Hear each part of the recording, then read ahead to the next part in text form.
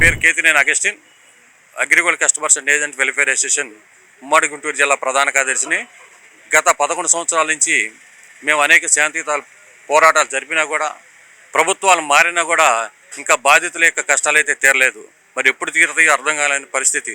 రోజు రోజుకి మరణాల సంఖ్య పెరుగుతూనే ఉంది. అదేవిధంగా 8 రాష్ట్రాల్లో 32 లక్షల మంది, 6,809 కోట్లు. మన రాష్ట్రంలో 19.52 లక్షల మంది. తర్వాత 3,860 కోట్ల రూపాయల ఆర్థిక భారీ కుంభానికి ఒక కార్పొరేట్ కంపెనీ పాల్పడితే ఏ రాజకీయ పార్టీ కూడా సపోర్ట్ చేయనటువంటి పరిస్థితి. బాధితులు అనేక కష్టాలు పడుతున్నా కూడా సపోర్ట్ చేయలేదు. అదే టైంలో సిపిఐ పార్టీ మేము అండగా ఉండని చెప్పేసి మాకు అండగా ఉండి ఆ రోజు నుంచి ఈ రోజు వరకు అనేక పోరాటాలు జరిపాము. ఆ పోరాటాల ఫలితంగా గత టీడీపీ గవర్నమెంట్లో మరణించినటువంటి బాధితులకు 5 లక్షల రూపాయలు చొప్పున 142 మందికి ఎక్స్గ్రేస్ ఇవ్వడం జరిగింది. అదేవిధంగా 250 కోట్ల రూపాయలు కార్పస్ ఫండ్గా ఇచ్చారే కానీ ఆ డబ్బులు జనాన్ని చేరల. కంపెనీకి అగ్రిగోల్డ్ బాధితులకి టీడీపీ గవర్నమెంట్ ఏమీ చేయలేదని చెప్పి ఆ రోజు అగ్రిగోల్డ్ బాధితులందరూ కూడా వైసీపీకి ఓట్లు వేయటం, వైసీపీ ప్రభుత్వం అధికారంలో రావటం, వైసీపీ వాళ్ళు అంతకుముందు ప్రతిపక్షంలో ఉన్నప్పుడు సమయంలో మరణించిన వాళ్ళకి 10 లక్షలు ఇస్తామని చెప్పేసి వారం రోజుల్లో 1,182 కోట్ల రూపాయలు ఇస్తామని చెప్పేసి 6 నెలల్లో వడ్డీతో సహా ఇస్తామని చెప్పేసి మా దీక్ష శిబిరంలో చెప్పినట్టు పరిస్థితి కూడా. అయితే అధికారంలోకి వచ్చిన తర్వాత వీటన్నిటిని విస్మరించారు. అందువల్ల వాళ్ళు కూడా వెళ్ళిపోవడం జరిగింది. మళ్ళీ ఇప్పుడు టీడీపీ గవర్నమెంట్ కూటమి ప్రభుత్వం ఎన్నికల మేనిఫెస్టోలో అగ్రిగోల్డ్ ఆస్తులు అమ్మేసి వెంటనే బాధితులకు న్యాయం చేస్తామని చెప్పారు.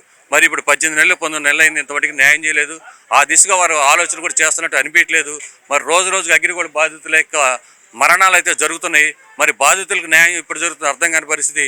మరలా మీరు రేపొద్దు పంచాయతీ ఎలక్షన్లు రాబోతున్నాయి. అగ్రిగోల్డ్ బాధితుల యొక్క ఓట్లు కూడా ఉండయి. అవి కూడా మీకు అవసరమే కాబట్టి అవన్నీ తెలిస్తే మాత్రం మీరు వెంటనే అగ్రిగోల్డ్ ఆస్తులు అమ్మిస్తారో లేకపోతే తర్వాత బడ్జెట్లో పెట్టిస్తారో ఏ విధంగా ఇస్తారో అగ్రిగోల్డ్ బాధితుడికి చివరి పైసా వచ్చేవారు కూడా మా ఉద్యమం అయితే అవుతుంది. మీరు అందరూ కూడా న్యాయం చేయలేమని చెప్పి అదే కంపెనీ డేటా లేకపోతే సిఐడి వాళ్ళ దగ్గర డేటా ఉంది, ఆ డేటా ప్రకారం ఇవ్వాలని చెప్పేసి తర్వాత బాధితుల యొక్క బాండ్లు రసీదులు కూడా పోయినటువంటి పరిస్థితి ఉంది. మరి వాటన్నిటిని దృష్టిలో పెట్టుకుని మీరు కంపెనీ డేటా ప్రకారం ఇవ్వాలని చెప్పి అడుగుతున్నాం. అదేవిధంగా ఇంకో మరణం జరగకుండా చూడాల్సిన బాధ్యత ఉందని చెప్పేసి ప్రభుత్వాన్ని హెచ్చరిస్తున్నాం. ఏదైనా సరే మీరు త్వరగా న్యాయం చేసి అగ్రిగోల్డ్ బాధితులు ఆదుకోవాలని చెప్పేసి మీరు ఇచ్చిన హామీని నిలబెట్టుకోవాలని చెప్పేసి కూటమి ప్రభుత్వం డిమాండ్ చేస్తాం. కంపెనీ 12 సంవత్సరాలు అవుతుంది. ఎవరి అమౌంట్ వాళ్ళకి ఇస్తే బాగుంటుంది. చాలా ఇబ్బంది పెడుతున్నారు కస్టమర్స్. అతి త్వరలో అమౌంట్ ఇవ్వాలని నేను కోరుకుంటున్నాను. లక్ష్మారెడ్డి, ఖమ్మం. మేము ఇవ్వాల్సిన అమౌంట్ సుమారు ఒక 20 లక్షలు ఉంది. 20 lakhs. ఏజెంట్లు మా అండర్లో ఏజెంట్లు ఒక 10 మంది ఉన్నారండి. మాది ఖమ్మం జిల్లా అండి, ఖమ్మం టౌన్. ఎటువంటి మా ఓన్గా అమౌంట్ ఒక 10 lakhs రావాలండి, మా ఓన్ అమౌంట్. ఇంకా బయట ఒక 20-30 lakhs ఉంటుంది. ఎందుకంటే మాకు అండర్లో ఏజెంట్లే కూడా ఉంది. నాకు కరెక్ట్గా తెలియదు అది పరిస్థితి. మేమే ఏంటి మాకు ప్రజెంట్ అసలు అమౌంట్ ఇచ్చినా మేము హ్యాపీగా ఫీల్ అవుతామండి ప్రజెంట్గా. ఎందుకంటే ఎవరి అమౌంట్ వాళ్ళకి వస్తే హ్యాపీగా ఫీల్ అవుతాం. మార్కెట్ తిరగడానికైనా ఈజీగా ఉంటుందండి మాకు. మేము కూడా ఒక 25 లక్షల దాకా ఇచ్చాం. మాకు సగం పడ వాళ్ళకి ఇచ్చేసాము. మిగతా పైసలు వస్తాయని చూస్తున్నాం. అవి ఇచ్చిన వాళ్ళ పరిస్థితి ఏందని మళ్ళీ ఆలోచిస్తున్నాం సార్. దానికి మేము దాదాపు 150 మంది దాకా కట్టించుంటాం. 150 మెంబర్స్ దాకా 25 లక్షలు రాలేదు సార్. నేనే వాళ్ళకి ఇచ్చా. వాళ్ళు వచ్చి మా ఇంటికి గొడవ చేస్తే సొంత అమౌంట్ ఇచ్చా సార్. మాకు అమౌంట్ ఇచ్చే సార్, అసలు ఇచ్చే సార్ మాకు సార్. అంతే సంతోషం. అగ్రిగోల్డ్ ఏజెంట్ని ఎక్కువ కలెక్షన్ చేసేది. ఈ కలెక్షన్ అమౌంటే దగ్గర 20 లక్షలు రావాలి. మా సొంతానికి కూడా ఒక 3 లక్షలు రావాలి. అయినా ఇప్పుడు కలిసినప్పుడల్లా వాళ్ళు ఎప్పుడు వస్తాయని చెప్తారు. మేము వస్తాయని చెప్తున్నాం. వాళ్ళకి నమ్మకాన్ని కలిగిస్తున్నా కానీ అది మాకు వస్తే అది వాళ్ళకి మంచిది, మాకు మంచిది, అందరికీ మంచిదని మేము భావిస్తున్నాం. సుమారు ఒక 100 మంది దాకా కట్టించినాం. కలెక్షన్ సైడ్ కదా 100 మంది దాకా కట్టించినాం. ఇంకా వాళ్ళకి ఇట్లా మధ్యలో ఆగిపోయినాయి. వాళ్ళకి వస్తాయని చెప్తున్నాం. అది అడుగుతూనే ఉన్నారు వాళ్ళు. అంటే కలిసినప్పుడల్లా వాళ్ళు అంటే ఎప్పుడు వస్తాయి, ఇస్తారా, మీరు చేతి నుంచి ఇస్తారా అట్లా అనేది వాళ్ళు అడుగుతూనే ఉన్నారు. మేము వస్తాయని చెప్తున్నాం. వాళ్ళకి నమ్మకంగా వస్తాయని ప్రభుత్వం నుంచి వాళ్ళు తొందరగా అగ్రిగోల్డ్ బాధితులకి తొందరగా వాళ్ళకి న్యాయం చేయాలని కోరుకుంటున్నాం. ముఖ్యంగా తొందరగా చేయాలని అదే మా విన్నపం. నమస్తే సార్, నా పేరు వర యాదగిరి గారు. మరి బెల్లంకొండ గ్రామం పల్నాడు జిల్లా కిందకు వచ్చింది. ఇప్పుడు మరి మాది మేము అగ్రిగోల్డ్ ఏజెంట్గా కట్టించడం జరిగింది. ఫస్ట్లో 300, 600 కడ కడితే డబ్బులు వచ్చినాయి. కొంతమంది సీనియర్ ఏజెంట్లు చెప్పారు మరి బాగుందని కడతాము, కట్టిస్తూ అలాగనే నమ్మకంగా వచ్చాయి. వచ్చినప్పుడు ఇప్పించాము, 3 సంవత్సరాలు కట్టినప్పుడు వచ్చినాక మళ్ళీ తర్వాత అలాగనే కట్టించాయి. మేము అని కూడా భరోసా చెప్పాము, ఎందుకంటే కంపెనీ స్టాండర్డ్గా ఉంది, అన్ని విధాలుగా బాగుంది. పైనుంచి కూడా చాలామంది సపోర్ట్ చేశారని, మరి దానికి ఒక ముద్ర ఇచ్చారని, దానికి ఐలాండ్ అని అనేక ఆస్తులు నేను కూడా చెప్పి జనాలకు కూడా నమ్మకంగా చెప్పి మేము కట్టించడం జరిగింది. మరి అలా కట్టిన తర్వాత అనుకోకుండా ఉన్న పలంగా ఆగిపోవడం జరిగింది. మరి రావాల్సిన సందర్భాల్లో చెక్కులు ఇచ్చిన సందర్భాలు కూడా చెక్కులు కూడా చెల్లకోకుండా డబ్బులు రాకోకుండా ఆగిపోవడంలో మరి ఇది చాలా గందరగోళమైన పని అయింది. దానిలో మా వాళ్ళు దగ్గర 150 మంది 200 మంది కట్టారు. మా వాళ్ళంతా భిక్షాటన చేసుకొని ఊళ్ళోకి వెళ్ళి సంపాదించుకొని రోజువారీగా తెచ్చుకునేవాళ్ళు. మరి ఏదో మేము చెప్పిన మాట ప్రకారంగా ఉంటుంది, ఏం కాదులో జాగ్రత్త మనోడే అని చెప్పి కట్టారు. అది కట్టిన విషయంలో ఇప్పుడు రాకపోగా మరి దానికి ఒక అడ్రస్ లేకోకుండా, దానికి ఒక విధానం లేకోకుండా, ఒక సమయ సందర్భం లేకుండా కూడా ఎప్పటికప్పుడు వాయిదాలు అవుతున్నాయి. మా మీదకి అనేకులు వచ్చి గొడవలు పడుతూ మా మీదనే మీరే మాకు కారణం అని చెప్పని మరి మా మీద పొలాలు కట్టి పంచాయతీ వ్యవహారాలు ఉంటాయి. మరి ఆ మాటకు మేము కట్టుబడిపోయి మేము వాళ్ళ తలంచి మేము వస్తాయమ్మా అని మేము ఉన్నామమ్మా అని చెప్తున్నాము. పైన అధికారులు కూడా ఆస్తులు నేను చెప్తున్నారు, ఈ ఆస్తులు వస్తాయి, ఆ 1000 కోట్ల ఆస్తి ఉంది, ప్రభుత్వం ఇచ్చింది, ఎవరు మీరు ఏం చేయొద్దని చెప్తున్న మాటలే చెప్తూ వాళ్ళకి హామీ ఇస్తున్నాం. వాళ్ళు మా మీద గొడవలకు వస్తున్నారు. మరి ఎవరి రూపాయన కట్టాల్సిందే, దాని గురించి ఏం మాట్లాడలేక మనశోభకి మేము తలదించుకొని ఎక్కడ మకం చెల్లక తలసాటేసుకొని చాలా వరకు ఆవేదన గురైపోయి చాలా బాధపడుతున్నాం. ఇప్పుడు కూడా రమ్మంటే ఎవరు రావట్లేదు. మాకేం పని, మీతో మాకు పని కానీ వాళ్ళతో మాకు పని లేదు, కంపెనీలో మాకు తెలియదు, నీకు ఇచ్చావు నువ్వు మాకు కట్టాలి కులపోడని మా మీద చాలామంది ఒత్తిళ్ళు వస్తున్నాయి. మరి ఏదైనా ప్రభుత్వం చొరవ తీసుకొని మీరు న్యాయం చేయాలి. మాకేదో దాన ధర్మం ఇవ్వనట్లేదు, కట్టించిన రూపాయిని మీరు ఇస్తే అంతకంటే మాకు కావాల్సింది ఏమి లేదు. మరి ఏదో ఎక్కడి నుంచో పుట్టి పుణ్యంగా ఇవ్వనట్లేదు, ఏదో ఎక్కడి నుంచో ఏదో తీసుకొచ్చి ఇవ్వనట్లేదు. కానీ ఆస్తుల ప్రకారం నుంచి దాని నుంచి మీరు ఉపనయం చేసి ఏదైనా న్యాయం చేస్తే పెద్దలు, మీరు మేధావులు, మేధస్థానం కలిగిన వాళ్ళు కూటమి ప్రభుత్వంలో మీరు న్యాయం చేస్తారని మరి మీకోసం కూడా చాలామందికి చెప్పడం జరిగింది. ఈ ప్రభుత్వంలో న్యాయం జరుగుతుందని చాలామందికి చెప్పి మేము కూడా కొంత ఓటింగ్ విషయంలో కూడా చాలా వరకు మేము బలపరిచి చాలామంది కూడా ఊరట చేశాము.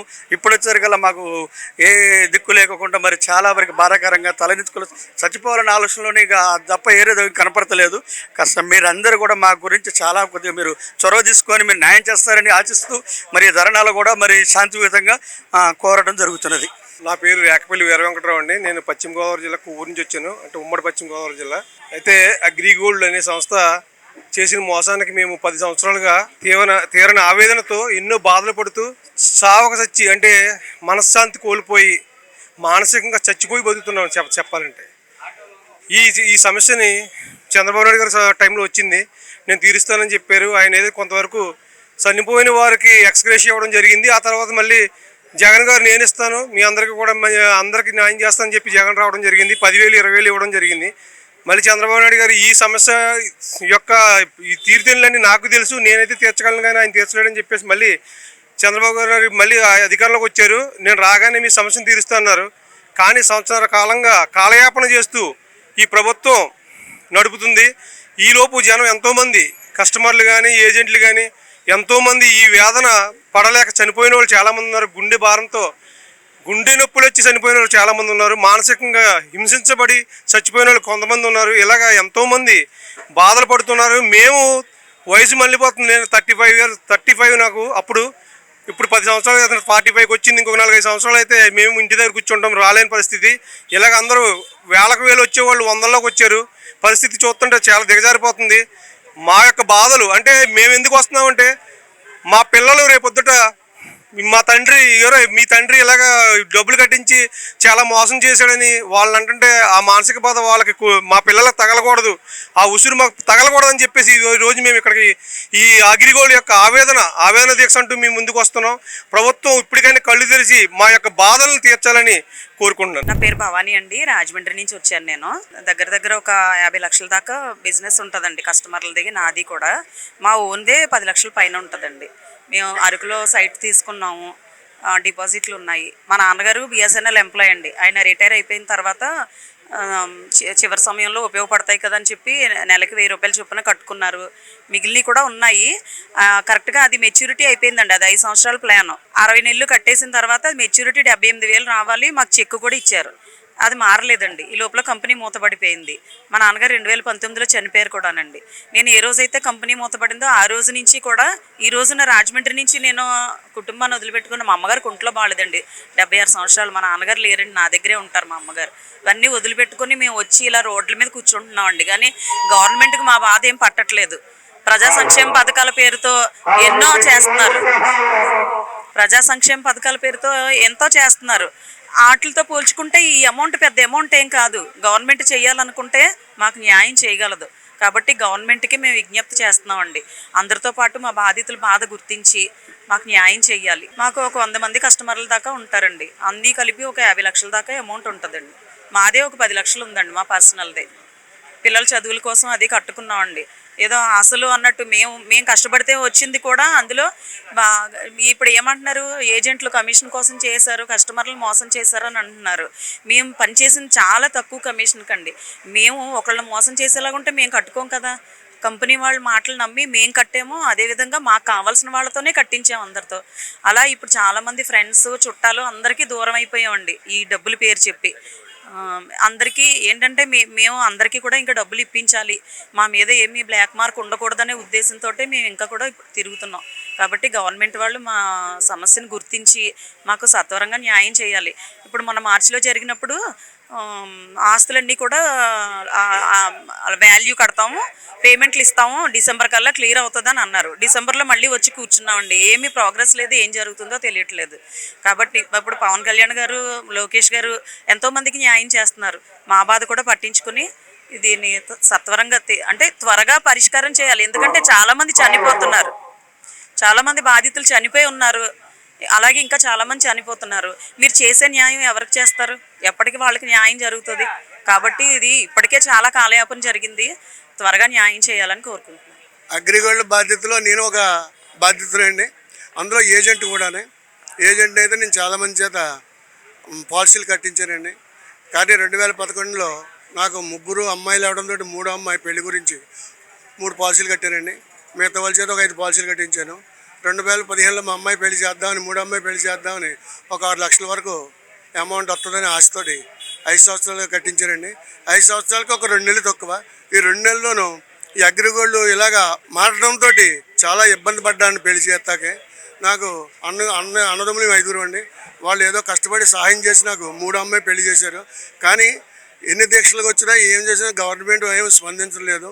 ఇప్పుడైనా ఈ తెలుగుదేశం కూటమి ప్రభుత్వం స్పందించి అగ్రిగోల్డ్ బాధితులకి నా బాధను విని మీరు ఈ యొక్క పాలసీలన్నీ కూడా అందరికీ పరిష్కారం చేస్తారని కోరుతూ, నా పేరు మద్దుల జగ్గరాజు, రావులపాలెం దగ్గర మూలస్థానం.